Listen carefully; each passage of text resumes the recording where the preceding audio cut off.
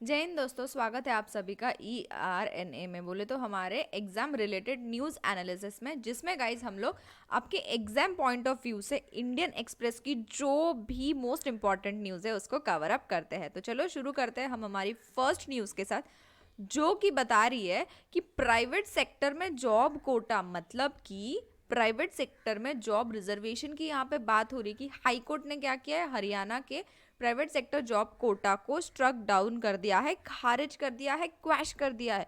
अब ये सारी चीज़ें क्या थी, कितना परसेंट का कोटा है, ये सब हम लोग देखने वाले हैं। तो आपको बता दूं कि 75% reservation in private jobs to residents of the state, कि जो हरियाणा के रेसिडेंट्स हैं उनको 75% रिजर्वेशन मिल रहा था इसके थ्रू प्राइवेट जॉब्स में। एंड हाई कोर्ट का ये कहना है, Punjab and Haryana high court का, जिन्होंने फ्राइडे को ये डिसीजन देते हुए कहा कि गवर्नमेंट डिस्क्रिमिनेट नहीं कर सकता है इंडिविजुअल्स के बीच में। Okay, they can not discriminate. So a bench of justice of GS Sandhawalia and Harpreet Kaur Jeewan held the Haryana state employment of local candidates act 2020 to be violated. अब ये किस चीज को वायलेट कर रहा है? सबसे पहले थोड़ा सा पॉलिटी में चल के याद करो, पार्ट 3 ऑफ द कॉन्स्टिट्यूशन क्या है? Fundamental right. तो ये किस चीज को वायलेट कर रहा है? हमारे फंडामेंटल राइट्स को वायलेट कर रहा है। In its 83 page ruling the court said the law would be ineffective from date it came into force, कि जिस तारीख से, तारीख पे तारीख, जिस तारीख से ये लॉ फोर्स में आया है उसी तारीख से ये क्या हो जाएगा? खारिज हो जाएगा, इनइफेक्टिव हो जाएगा। So what was this law? सबसे पहले बात कर लेते हैं कि ये लॉ क्या है। तो ये लॉ ना गाइस हरियाणा असेंबली ने नवंबर 2020 में पास किया था।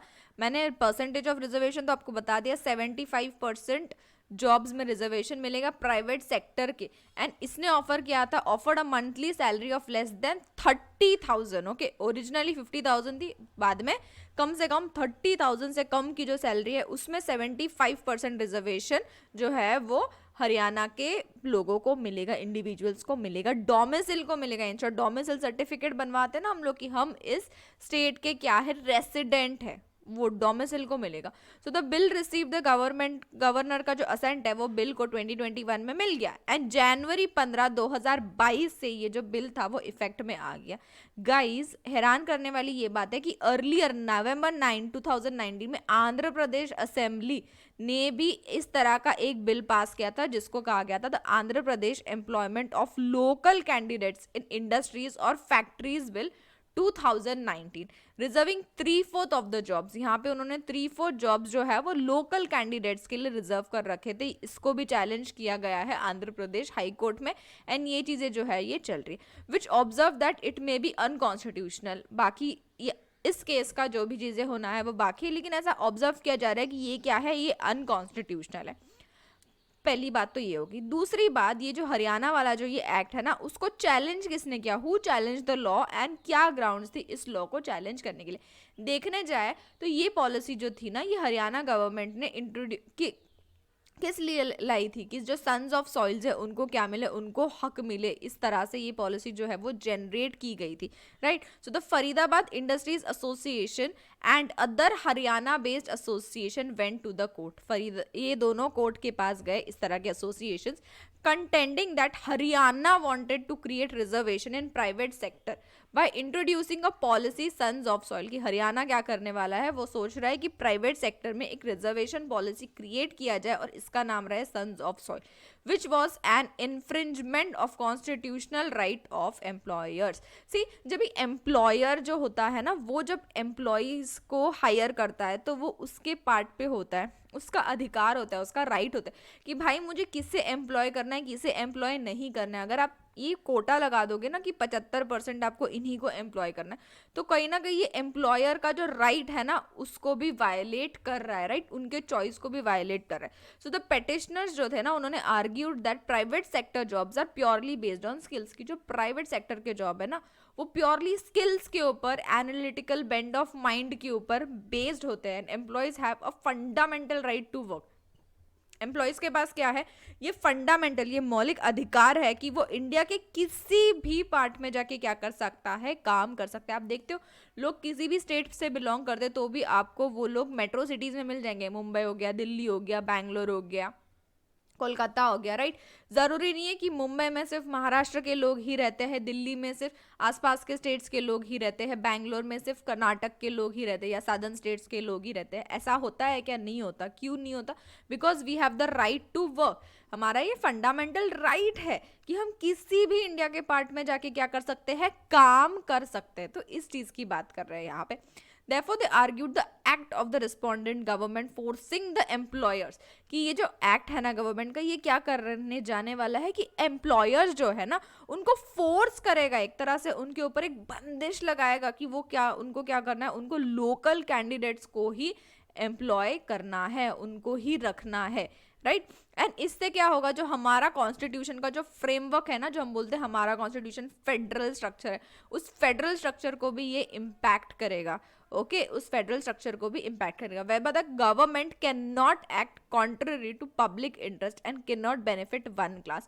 जहां पे जो सरकार है वो एक ही क्लास के साइड में हो के एक ही जन को जो है वो बेनिफिट नहीं दे सकते, उनको पब्लिक इंटरेस्ट के बारे में सोचना है, पब्लिक इंटरेस्ट से कॉन्ट्ररी नहीं हो रहा होना है। Okay so the Haryana government argued that it had the power.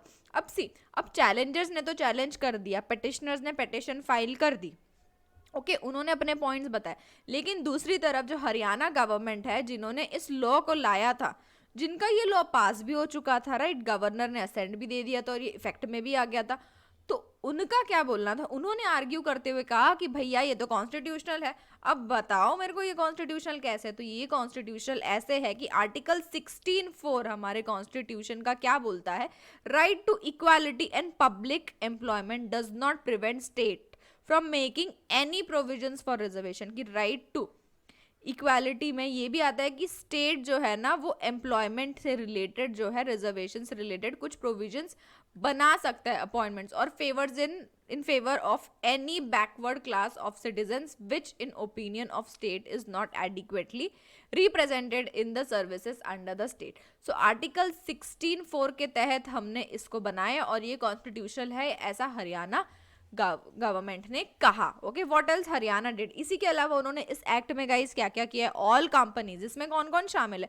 सारी कंपनीज शामिल है, सोसाइटीज, ट्रस्ट होती है ना, ट्रस्ट फंड्स होती है वो, लिमिटेड भी लगाती है, limited liability partnership firms, then large individual employers were covered under the act, and any person employing 10 or more people on salary, wages और अदर रेम्यूनरेशंस, कि 10 से ज़्यादा लोगों को भी यदि अगर आप हायर कर रहे हो ना, तो वो सैलरी पे हो, वेजेस पे हो या किसी भी और तरह का रेम्यूनरेशन पे हो, फॉर मैन्युफैक्चरिंग और प्रोड्यूसिंग एनी सर्विस, वो भी इस एक्ट में क्या है? इंक्लूडेड है। मतलब वहाँ भी 75% जो है वो लगेगा, fine.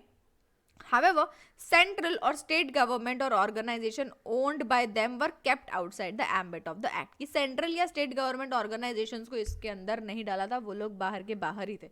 According to the law candidate domicile, ये तो मैंने आपको बताया कि जो डोमिसिल होगा हरियाणा का, उसी को 75% रिजर्वेशन में वो उस गट में बैठेगा। Called a local candidate could avail reservation after registering them, and इसी तरह से नहीं, उनको रजिस्टर भी करना पड़ेगा एक ऑनलाइन पोर्टल के ऊपर। एंड गाइस सबसे बड़ी बात, जो एम्प्लॉयर्स है ना वो भी किस तरह से रिक्रूटमेंट करेंगे? एक पोर्टल के थ्रू ही रिक्रूटमेंट करेंगे।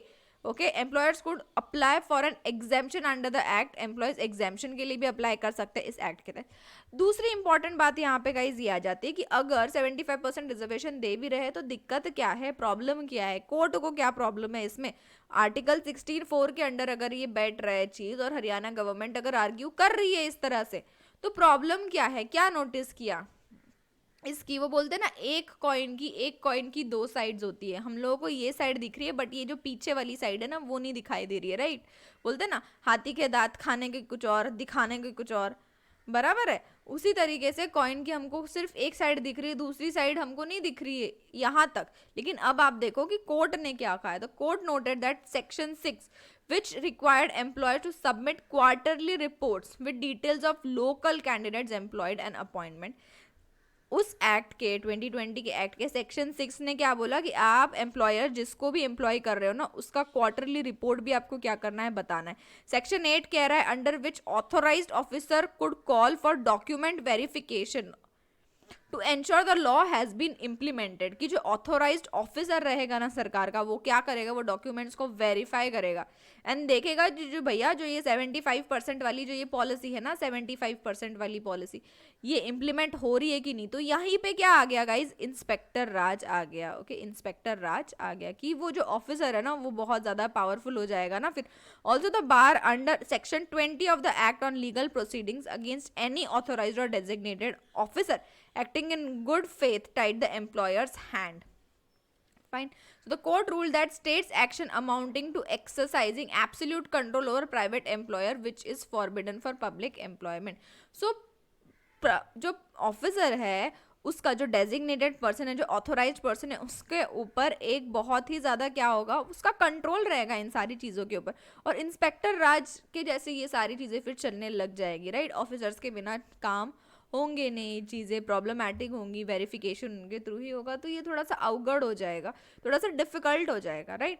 सो व्हाट हैपेंस नाउ, सो ये सारी चीज़ें कब हुई थी, high court stayed this law in an interim order earlier, पहले भी हाई कोर्ट ने इसके ऊपर स्टे लगाया था February 3, 2022 में, बट सुप्रीम कोर्ट ने इसको हटा दिया एंड ये बोला कि हाई कोर्ट को क्या देना चाहिए, has not given sufficient reason for staying the legislature, कि अगर आप किसी एक्ट को स्टे लगा रहे हो ना तो आपको ना सफिशिएंट रीजंस भी देने होंगे, ऐसे नहीं कर सकते हो बस लगा दिया स्टे, नहीं, आपको सफिशिएंट रीजंस भी देने होंगे, ऐसे सुप्रीम कोर्ट ने कहा था उस टाइम पे, ठीक है। लेकिन अभी क्या हुआ है, अभी चार वीक बोल रही हूँ मैं भी, अभी फ्राइडे को क्या हुआ है, हाई कोर्ट ने, Punjab and Haryana high court ने इस लॉ को ही क्वैश कर दिया, ओके, जो हरियाणा गवर्नमेंट ने 2020 में पास किया था। सो गाइज ये जो आर्टिकल है ये आपके एग्जाम पर्सपेक्टिव से काफ़ी ज़्यादा इंपॉर्टेंट है, फंडामेंटल राइट्स आपको बहुत अच्छे से करने हैं, ओके, बहुत अच्छे से आपको चीज़ें समझ में आएंगी इन सारी चीज़ों में, एक बार प्रॉपरली गो थ्रू कर लीजिए। और एक रियलिटी चेक भी हो गया ना, आर्टिकल 16(4) का एक रियलिटी की चेक भी हो गया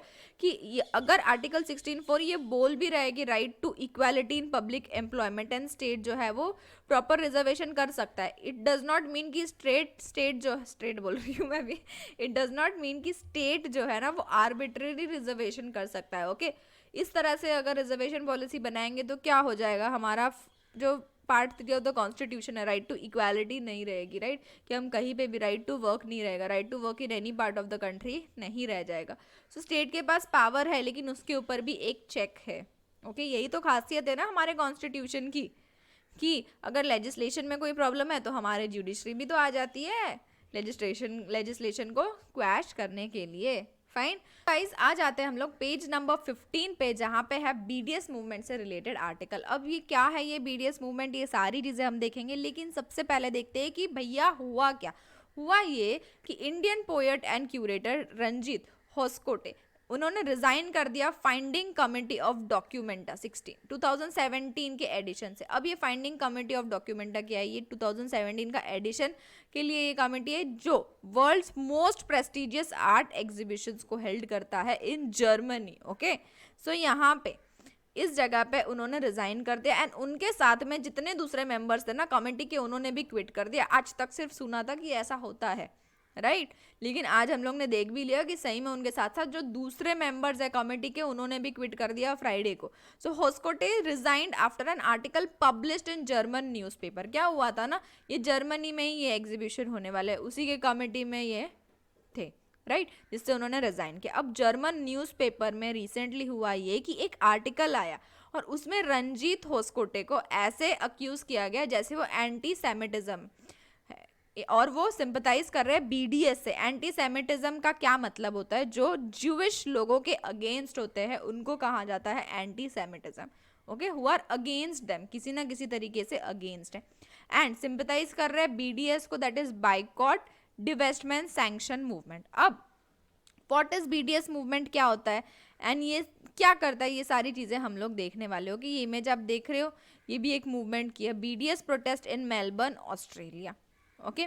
सो launched in 2005 by more than 170 Palestinian groups. अब ये चीज़ आपको समझ में आ गई कि बीडीएस मूवमेंट किसने लॉन्च किया है, पैलेस्टीनियन ग्रुप्स ने लॉन्च किया, 170 पैलेस्टीनियन ग्रुप्स ने, कैंपेन्स ने, aims to gather support for Palestinian people's right. And इनका एम क्या है, चालू किसने किया, शुरुआत किसने की, पैलेस्टीन ग्रुप ने एंड कैंपेन्स ने। और इन कैंपेन्स का एम क्या है, पैलेस्टीनियन लोगों के अधिकारों के लिए, 2005 में इसको शुरू किया था। On its website BDS describes itself as, अपनी वेबसाइट पे बीडीएस डिस्क्राइब करता है कि वो किस तरह का, वो क्या है, वो क्या मूवमेंट है, inclusive anti racist human rights movement, कि ये एक इंक्लूसिव एंटी रेसिस्ट, जो रेसिज्म को सपोर्ट नहीं करता है, एंड मानव के अधिकारों के का एक तरह का मूवमेंट है, that is opposed on principle to all forms of discrimination, और ये किसी भी सारी तरीके के डिस्क्रिमिनेशन को अपोज करता है, सिर्फ एक ही नहीं, हर तरीके के, including anti Semitism. Anti Semitism का क्या मतलब, मैंने आपको बताया कि ज्यूइश लोगों के अगेंस्ट होने वाला एंटी सेमिटिज्म एंड इस्लामोफोबिया को भी इंक्लूड करता है। Fine, so the movement urges non violent pressure on Israel until it complies with international law. वो मूवमेंट क्या बोलता है कि एक नॉन वायलेंट प्रेशर हमको इजराइल के ऊपर क्रिएट करना है ताकि वो इंटरनेशनल लॉ को जो वायलेट करता है उसको बंद करे, to meet 3 of its demands. उनकी 3 डिमांड है भाई, उनकी 3 डिमांड्स क्या क्या है।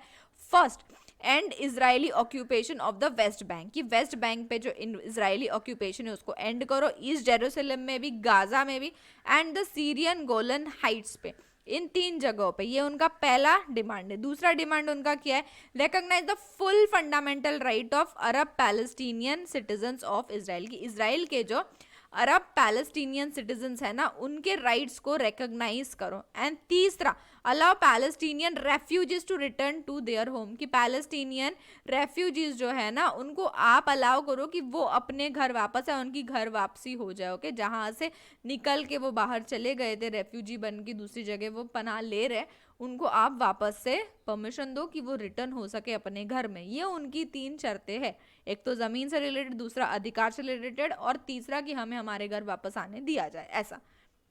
What does it do? So BDS says it boycott campaigns. अब ये तो हमें समझ गया कि BDS है क्या, मूवमेंट क्या है, इनका एम क्या है, राइट, एंड इनकी डिमांड्स क्या, अब ये करती क्या इन डिमांड्स को कंप्लीट करने के लिए। So boycott camps involving pressure entries to withdraw their support for Israel's government. So ये बाइकॉट कैंपेन वगैरह करती है ताकि जो दूसरे लोग हैं ना वो इजरायली गवर्नमेंट के प्रति अपना जो सपोर्ट है उसको विड्रॉ कर सके। The sporting, cultural and academic institutions associated with it and from all Israeli and international companies engaged in violations of Palestinian human rights, इन सभी चीज़ों के अगेंस्ट।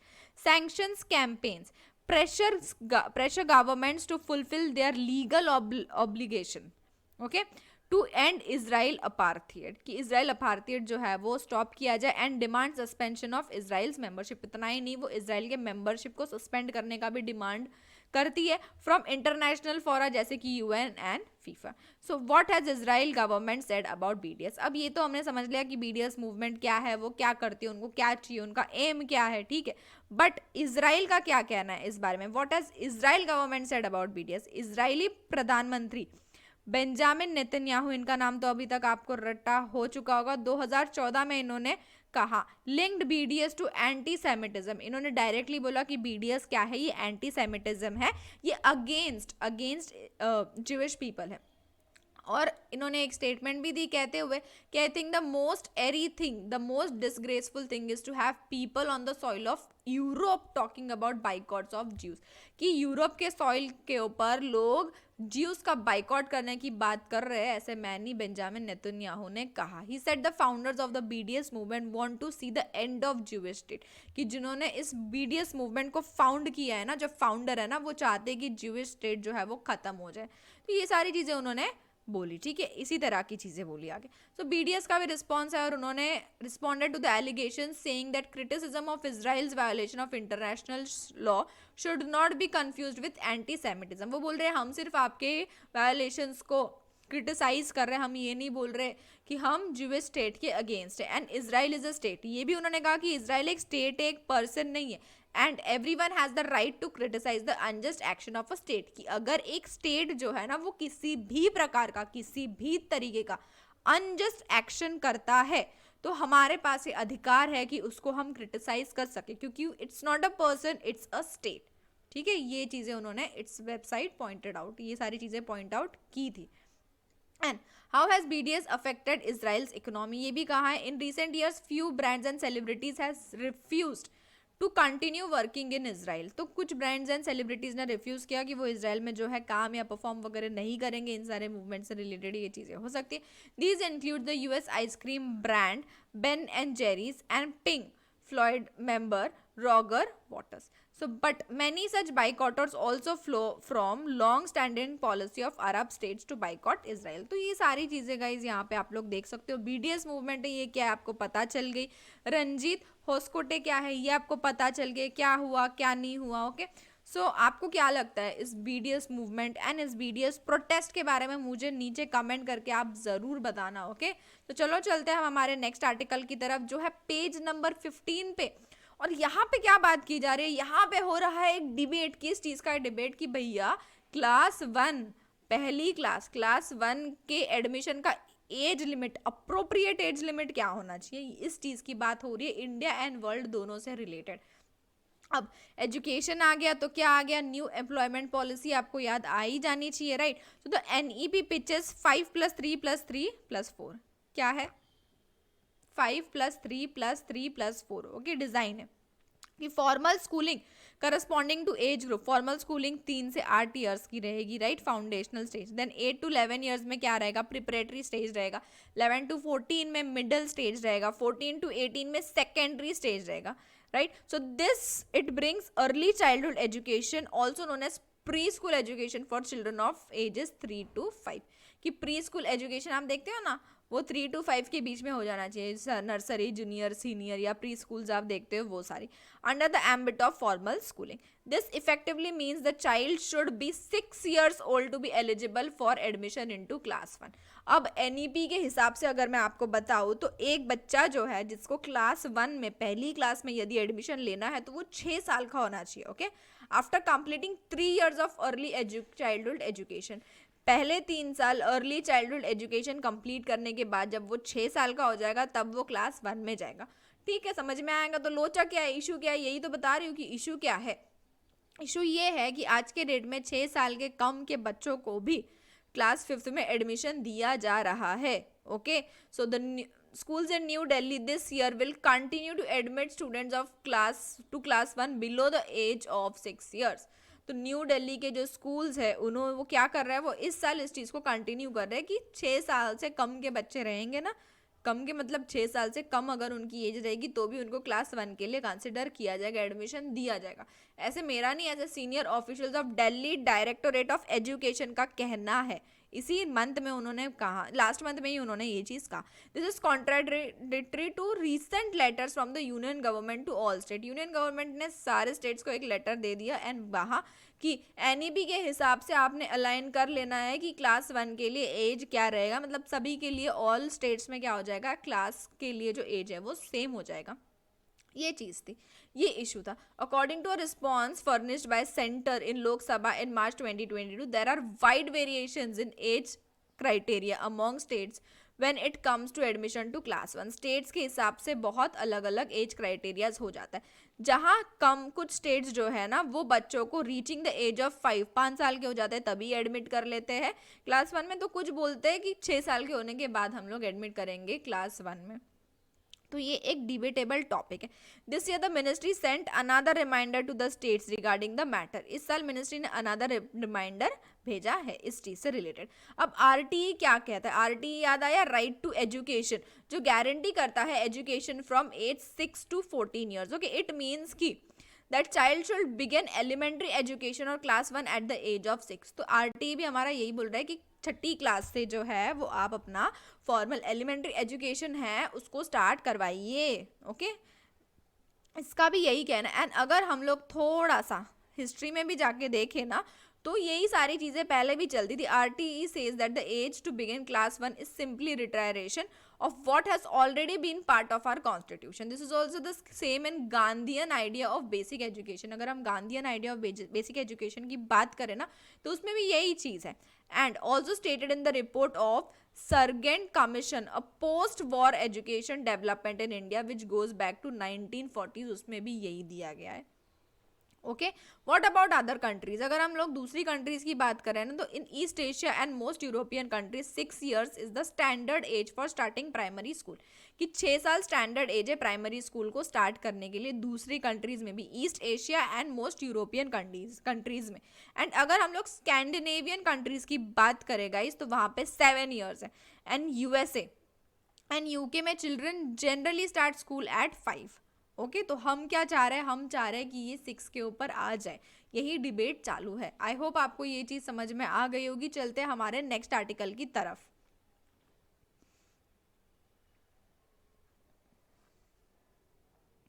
सो गाइज, ये आर्टिकल पेज नंबर 12 पे आपको मिल जाएगा, जो कि है कि हमारे इंडिया के जो डिफेंस मिनिस्टर है एंड एक्सटर्नल अफेयर्स मिनिस्टर है राजनाथ सिंह एंड एस जयशंकर जी मिलने वाले हैं ऑस्ट्रेलिया के काउंटर पार्ट्स की 2+2 डायलॉग 2+2 टॉक्स होने वाली है, जो कि इंडिया एंड ऑस्ट्रेलिया में 2021 के सितंबर से गाइस शुरू हो चुका था। ओके, सो दोनों कंट्रीज मिलने वाली है एंड काउंटर पार्ट्स में रहेंगे Richard Marles and Penny Wong, who holds the talk to further advance cooperation under India Australia comprehensive strategic partnership के बारे में बात की जाएगी। ठीक है, announcing India hosting of the dialogue, कि इंडिया इस डायलॉग को क्या करने वाली है गाइस? होस्ट करने वाली है। Ministers are expected to discuss situation, in किस सिचुएशन के बारे में लोग डिस्कस करेंगे? देखो, West Asia in view of Israel Hamas war, West Asia के बारे में डिस्कस होगा, इसराइल हमास वॉर के बारे में डिस्कस होगा।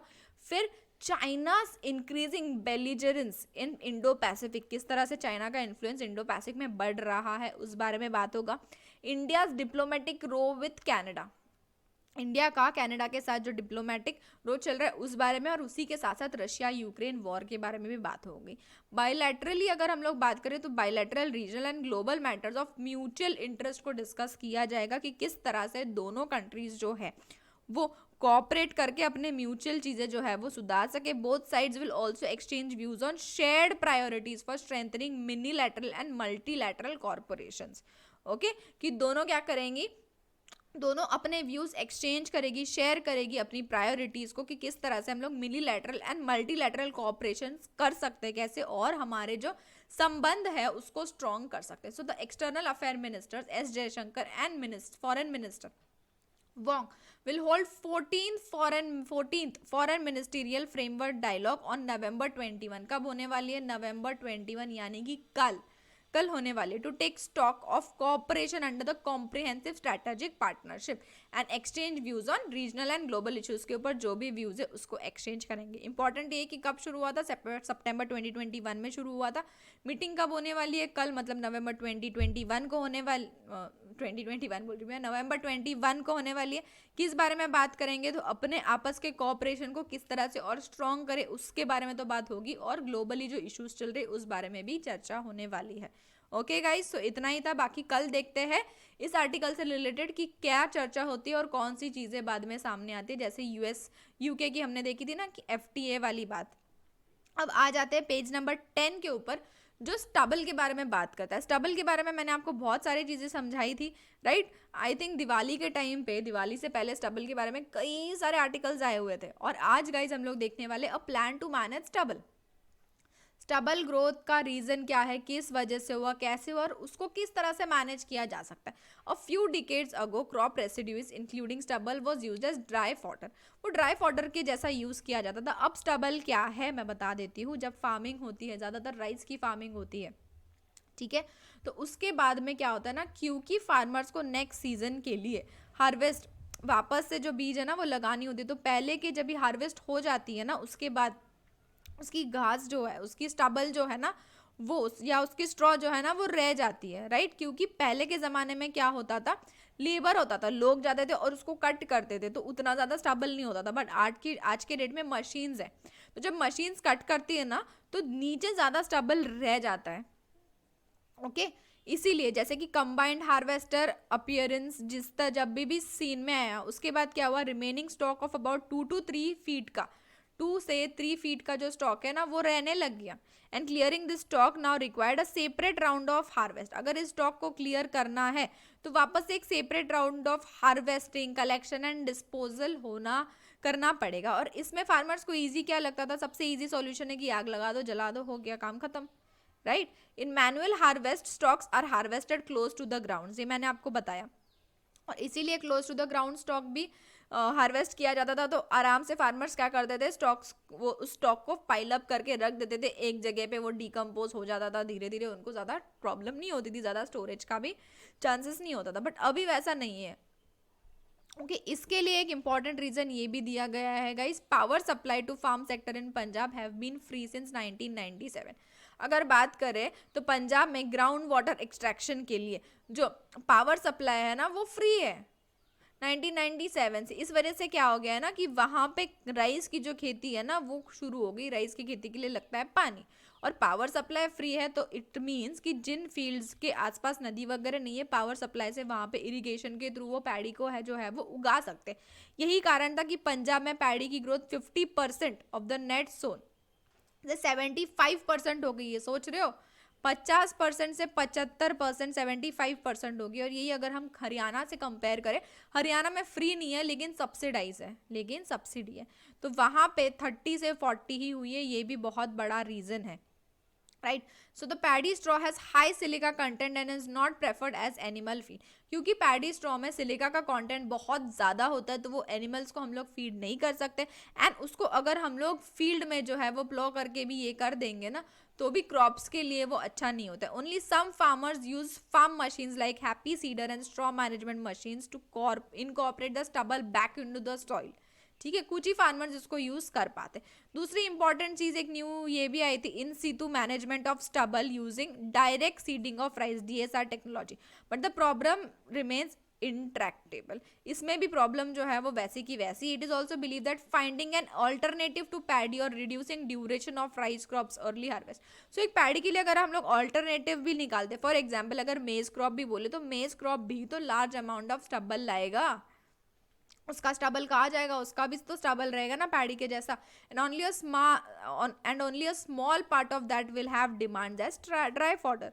सो सॉल्यूशन क्या है इसके लिए, क्या कर सकते हैं? सॉल्यूशन ये है, one rethinking the policy of providing free power, कि फ्री पावर जो सप्लाई कर रहे हैं ना उस पॉलिसी के ऊपर एक बार ही सोचना चाहिए। अब simple shift to meter supply of power will not be acceptable. Directly अगर आप बोलोगे ना कि अभी तक फ्री दे रहे हो और कल से अभी हम लोग मीटर पे चार्ज करेंगे भैया, तो क्या हो जाएगा, फार्मर्स की इनकम को भी वो कॉस्ट करेगी कंपनसेशन को, एंड फिर वो भी थोड़े से नाराज हो जाएंगे, राइट, कि किस तरह से पहले तो उस चीज़ को उनको पैसे नहीं देने पड़ रहे थे, अब देने पड़ रहे, तो ये गलत हो जाएगा कहीं ना कहीं। One possibility is to give direct cash और benefit transfer, that is DBT दे सकते हैं हम लोग पावर सप्लाई के बदले। Okay, direct benefit transfer amount into inflation to inflation and power tariff, this amount can grow annually and remain relevant for farmers. ये एक डाइवर्सिफिकेशन ला सकता है डीबीटी। एंड दूसरा है कि हम लोग इस स्टबल के लिए एक मार्केट क्रिएट कर देते हैं ना, ये जो स्टबल या जो ये स्ट्रॉ है, ये फार्मर्स क्यों जलाते हैं? क्योंकि इससे उनको कोई पैसा, कोई मनी भाई नहीं मिलता है, राइट। इसको रख के कुछ उतना कॉस्ट बेनिफिट रेशियो नहीं, लेकिन अगर हम लोग स्टबल के लिए, स्ट्रॉ या स्टबल जो भी आपको बोलना है आप बोल सकते हो, इसके लिए अगर एक मार्केट ही क्रिएट कर देंगे तो वो उसको जलाएंगे ही नहीं ना, उसको बेचने की कोशिश करेंगे, राइट। ये बात हो रही है यहाँ पे। We need to create an effective market for stubble that at least compensates them with the for the extra efforts. See उसको जला देना बहुत ईजी है कि उसको जला दो, लेकिन जो एक्स्ट्रा एफर्ट्स है ना उस स्टबल को निकालना, उसको निकलवाना, उसको सेग्रीगेट करना, उसको बांधना, बेलिंग मशीन यूज़ करते हुए, राइट, एंड देन उसको सेल करना या जो भी चीज़ें हैं वो करना, ये थोड़ा डिफिकल्ट टास्क हो जाता है ना। खाना बनाना और खाना बाहर से ऑर्डर करना कितना डिफिकल्ट टास्क है? नहीं, खाना बनाना डिफिकल्ट टास्क है, लेकिन ऑर्डर करना उतना डिफिकल्ट नहीं है ना, एक क्लिक पे आप ऑर्डर कर लेते हो, राइट। वो एक क्लिक ही तो इम्पॉर्टेंट है ना।